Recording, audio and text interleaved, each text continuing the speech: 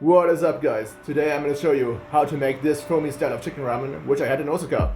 So let's go. Okay, we need something with a lot of collagen and gelatin to get the soup to the right consistency. In this case, we are using some pork trotters, but you can use chicken feet instead. It's up to you. The soup I had in Osaka had a very strong chicken flavor, that's why we are using a lot of chicken too. Chicken wings in my case.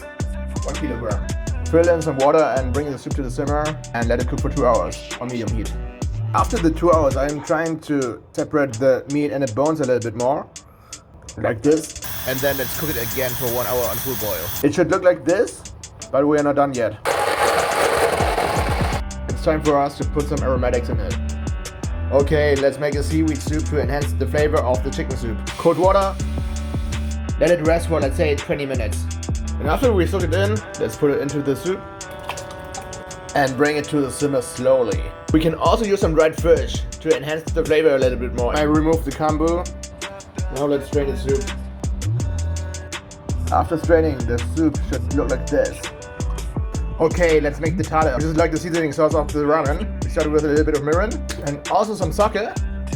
Turn on the heat to cook off all the alcohol. And now we add some oyster sauce.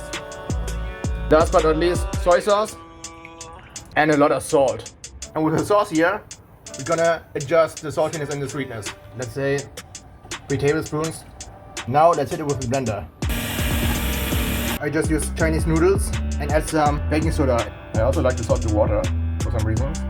Because maybe I'm from Europe, who knows? And here we have it.